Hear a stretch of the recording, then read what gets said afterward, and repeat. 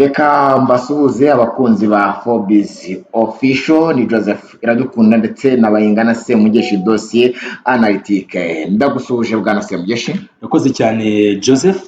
Reka dusuhuze n'abakunzi bizi channel zacu, tubashimira ko dukomeje kubana mu biganiro bitandukanye. Nk'ibisanzwe rero n'ubundi tugiye kwerekeza mu burasirazuba bwo hagati bw'isi, aho amakuru ari kugenda yisukiranya umunsi ku wundi.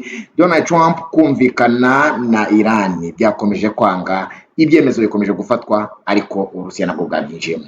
Uburusiya bwabyinjiyemo doretse kukomoza ku by'uruzinduko cyangwa se urugendo rw'akazi Dr. Abbas Araghchi ujejwe cyangwa se ushinzwe ibijyanye na diplomasi muri Iran yagiriye mu Burusiya akanaganira na Perezida Vladimir Putin. Ariko mbere yuko dukomoza kuri uru rugendo rw'Uburusiya n'ubufasha bemereye Iran, unyemerere tubwire abakunzi bacu ko Perezida wa Amerika Donald J. Trump yasabye igisirikare cyangwa se abashyize za barriere mu kigobe cya Oman gukuba ahubwo bakongera ingufu mu kubangamira ibikorwa by'ubucuruzi n'amato y'ubucuruzi nyine yaturuka ku byambu bitandukanye bya Iran hariya mu kigobe cy'abaperse ndetse n'ibyambu bafite byegera gato ikigobe cya Oman. Bibije nyuma yuko Joseph amaze iminsi hateranye inama y'umutekano ku munsi w'ejo twayikomojeho, inama kandi iri kuvugirwamo ko hari ukudahuza ibitekerezo. Harabifuza ko Leta Zunze Ubumwe za Amerika zasubukura intambara, nyuma kandi ibindi bitekerezo bikaza byemeza ko iki gitutu cy'ubukungu kizatuma n'ubundi Iran icisha make. Kuri ubu rero bisa nkaho Perezida Trump yaba yemeye kumvira umugabane umusaba ko ahubwo kuzibira cyangwa se gushyira amato yabo y'intambara mu kigobe cya Oman bishobora kugira byinshi bibafasha bigashyira igitutu cy'ubukungu ku gihugu cya Iran.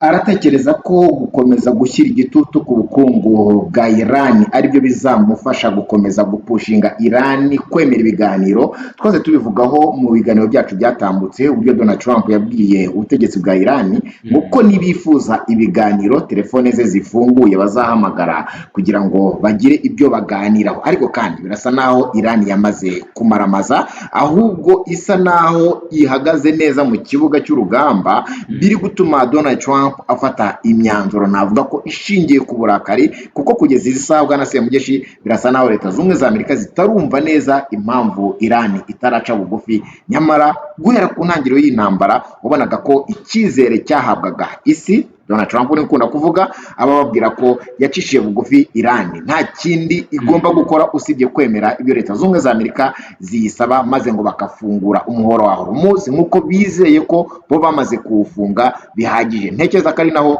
yanahereye avuga ati mwongere imbaraga hariya mu kigobe cya Oman, ubundi nkomeze mpangane n'aba ngaba kuba batari gucuruza cyangwa se kubafata ku munwa biraza gutuma bacisha makeya. Ukomoje kuri iyo ngingo y'ubushobozi bwa Iran, mpita nibuka ko Friedrich Merz, chancelier mushya w'Ubudage, aherutse gutangaza ko isi yibeshye ku bushobozi bwa gisirikare bwa Iran, ndetse asa nk'unabwira Trump ko ibyo azabonera muri Iran bishobora kuzashyira hasi icyubahiro n'igitinyiro cya Amerika, ndetse binagaruka n'abasesenguzi batandukanye.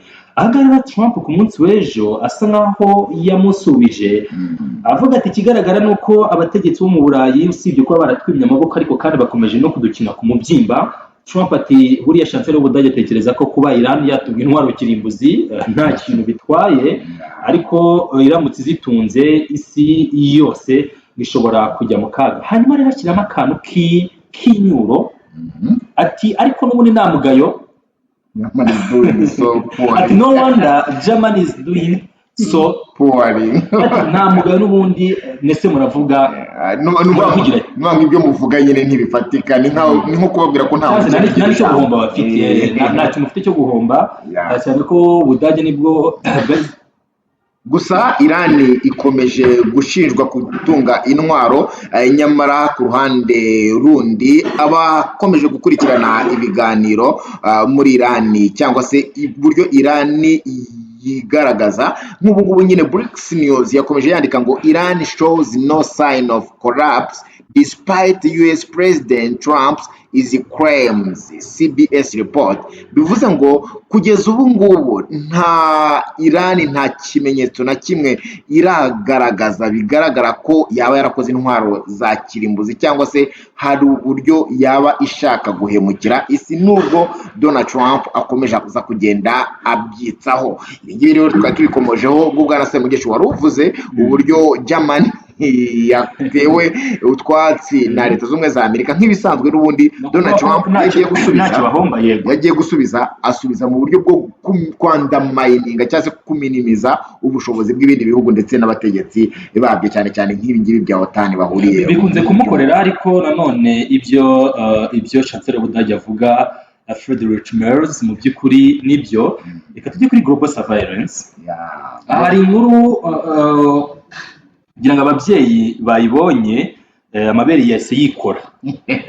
Aha ngaha rero ni inkuru yakomeje kugira itangazwa cyangwa se igarukaho cyane, ni inzego za gisirikare muri Iran ndetse na IRGC, Iranian Islamic Revolutionary Guards Corps.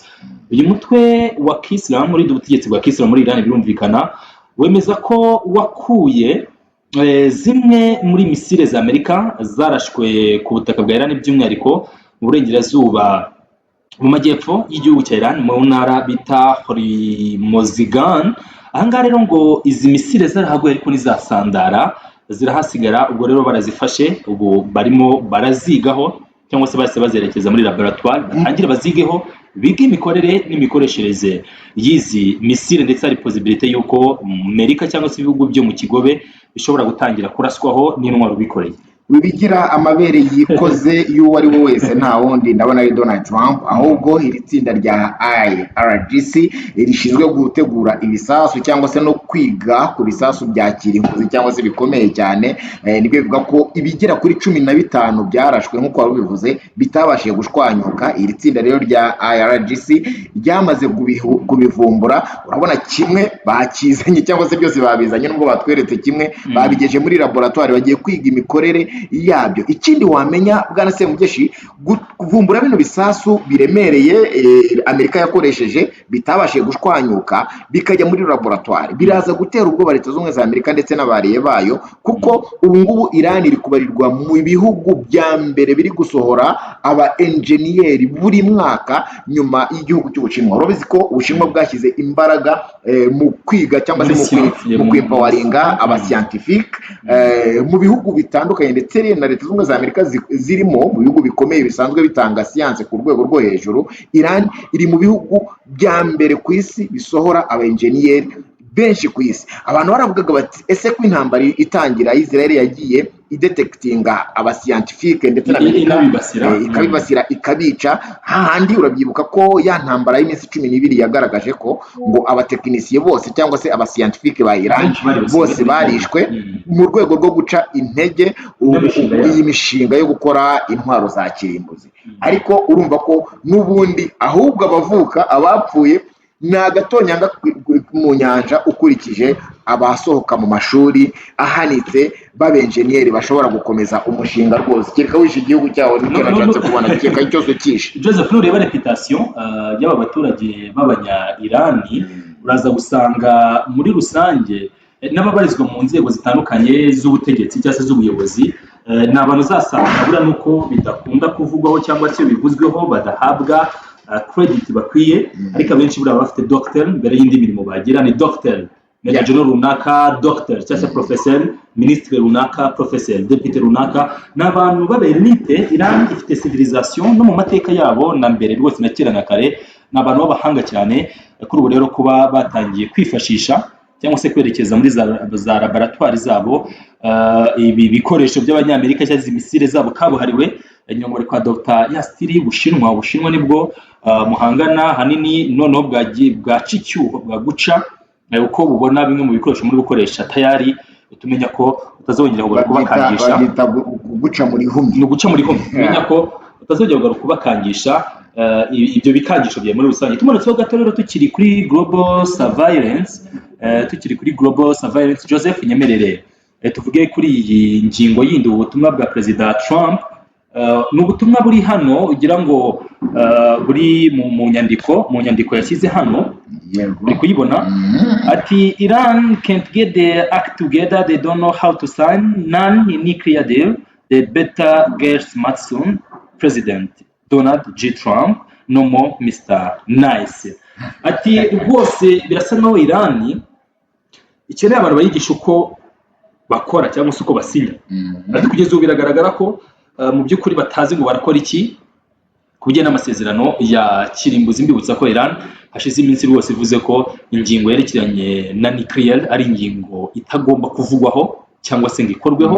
Ni Iran rwose imaze iminsi yihanangiriza bino bihugu byo mu burengerazuba bw'isi. Ubutumwa bwa Trump ni ubutumwa ubona ute buhura n'ibyemezo nyine biri gufatwa mu burasirazuba bwa Gaza. Iran yamaze gufata icyemezo cy'uko itifuza ko gukora intwaro za kirimbuzi byaganirwaho na Leta Zunze Ubumwe za Amerika, ariko kandi bigasa nanone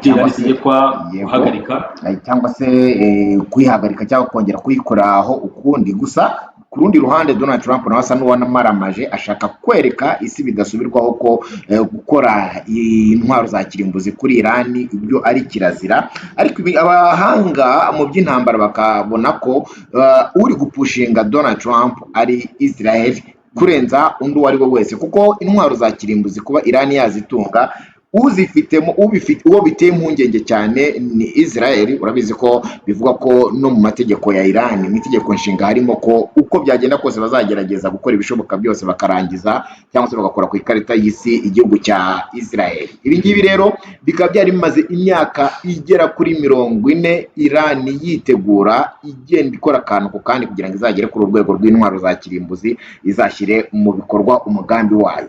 Ku ruhande rwa Iran nuko babivuga, ariko na Israel nayo ikaba ibizi neza ko izahoraza ijisho ryayo kuri Iran kugira ngo yibuze kuzayisiba nyine ku ikarita y'isi. Donald Trump kwemeza ko Iran igomba kureka imigirire yari yose iyiganisha ku ntwaro za kirimbuzi birasa nanone n'icyamujyanye n'ubundi muri iyi ntambara, kuko abenshi bakomeza kwemeza ko Benjamin Netanyahu, minisitiri w'intebe muri Israel, ari we washutse Donald Trump, ku buryo Donald Trump aramutse agiye iki kintu cy'intwaro za kirimbuzi iyo term iransetsa umugabo ashuka. Ariko n'aba analyst cyangwa se abasesengura politike mpuzamahanga by'umwihariko bari muri Leta Zunze Ubumwe za Amerika nabiye numvise bari gukoresha iterme iransetsa cyane ngo Netanyahu yashutse cyangwa se yahatiye yakururiye Trump kwinjira mu ntambara. Ariko no kwemera ko ari ugushukwa.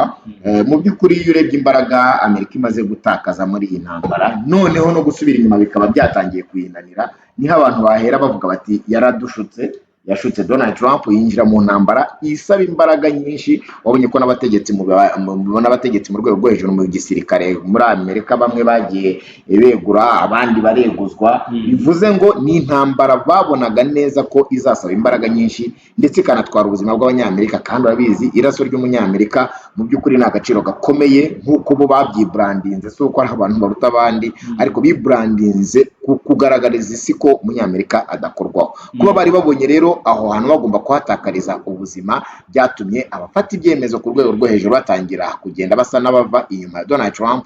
Ariko kandi nawe nk'umugabo washatse guhagarara ku ijambo, yigaragaza nk'udashaka ko ibyo bizahinduka uko byagenda kose atageze ku ntego.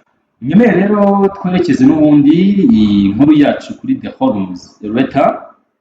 Iran nubwo Leta y'Amerika iri gushora imbaraga cyangwa se iri gukangurira Trump akanguriye ingabo ze ziri muri uriya muhora wa Oman gukora ibishoboka byose ibikorwa byo kuzitira amato y'abanya Iran yaca hariya bigashyirwamo ingufu, kuko nibwo buryo bwonyine Trump yasanze kugaba ibitero muri Iran bishobora gutuma intambara yaduka nanone mu burasirazuba bwo hagati. Nyine urabonye ko n'ubundi tukiri hano kuri The Hormuz Letter, aho urabona ko inzego z'umutekano muri Iran zihanangirije abaturage batuye muri Emirati z'Abarabu, bavuga ko bafite amakuru ko Emirati y'Abarabu igiye gufatana na Amerika mu bitero bishya bashobora gusubukura. Iran itubabwira ko igiye kuzabigisha isomo batazigira na rimwe bibagirwa mu buzima bwabo bwose.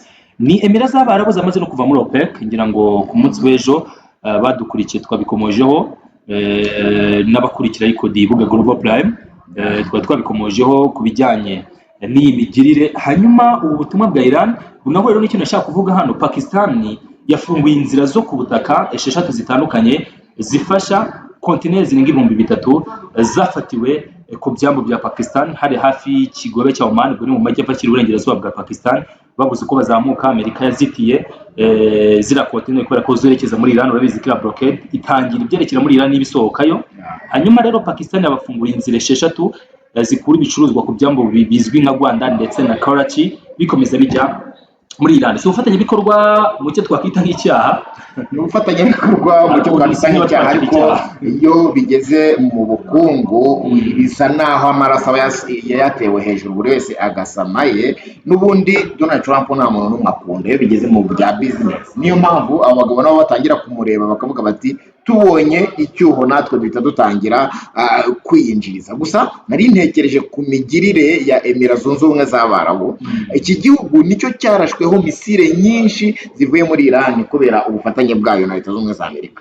Abategetsi b'iki gihugu mu minsi yashize babwiye Amerika ko igomba gutangira gushakisha uburyo yakwishyura miliyoni 200 z'amadolari zo kwishyura ibyangije. None bavuye muri OPEC, baravuga gufatanya mu bitero nanone na Leta Zunze Ubumwe za Amerika, kandi bakavuga ko bamaze kubona ko ubwirinzi bwabo buri strong, kuko aribo birinze ibisasu bonyine baterwaga na Iran. Amerika ntacyo yabafashije nubwo bari barahaye ubutaka bwo gushyiraho base ya gisirikare.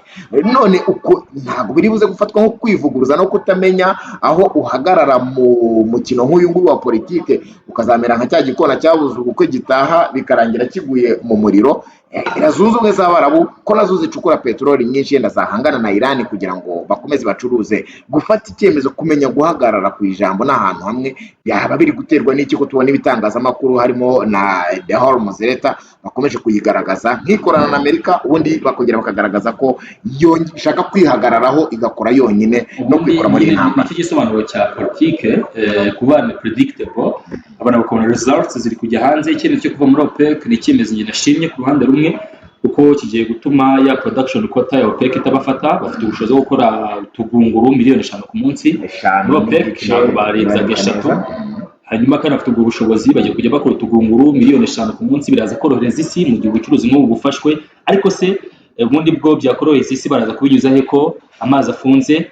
Amerika igihari, Iran itari buze kubemerera. Amerika bageze mu kigobe cya Oman bareka bagatambuka, ariko se Iran yo baraza kwica aho bate umuro Hormuz n'ibindi byinshi bigiye bitandukanye. Hanyuma mu bihe nyine nk'ibi kudafata ibyemezo ni bigaragaza ubukana bw'ibiri kuba, nibishimangira imbaraga nyine zibiri kuba n'ibiri kugenda bigaruka Joseph. Hanyuma mvuge hano ari nayo muri twerekeza ku musozo, Emirates z'Abarabu ndetse n'ubwami bwa Arabia Saudite nibyo bihugu navuga ko bifite ijambo muri community nini y'Abarabu ndetse n'ara mu kigobe. Ni ibihugu byagiye bigaragazwa ko bifitiye ubwoba gukomera kwa Iran, ndetse ngo yewe byariyemeje gushora miliyari nyinshi z'amadolari baziha Amerika kugira ngo ibarasire Iran, bashyire hasi, ndetse banashatse kugira uruhare mu ihinduka ry'ubutegetsi muri Iran. Byose biranga. Kuri ubu rero Iran iri kubareba icishisho kibi, kuko bagerageje icyo twagiranye nako mu buryo bwa politiki biranga. Hanyuma ubwo rero ahubwo bishobora no kuzana inzika z'igihe kirekire. Icyo tureba hano ni Iran yongeye kubona neza uburyo zino kontineri zabo zirenga 3,000 zigera ku butaka bwabo biciye mu nzira bemerewe na Pakistan.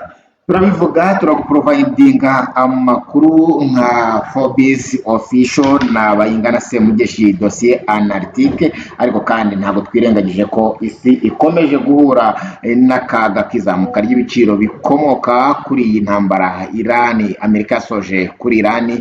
Icyo twifuza nuko byahagarara, ibintu bikongera bigasubira mu murongo, ariko kandi uko byagenda kose hazaca umugabo hasibe undi. Reka dukomeze twitega amaso, turaza kugaruka mu zindi dosiye zikurikira. Urakoze cyane Joseph. Abantu bakunde banakurikiye Forbes official, ni platform kugeza amakuru mu karere ndetse no hirya no hino mu isi, cyo kimwe no kuri Semugeshi Bayingana dossier analytique. Imana ibahire, mbifurije uburame ndetse n'ubugingo.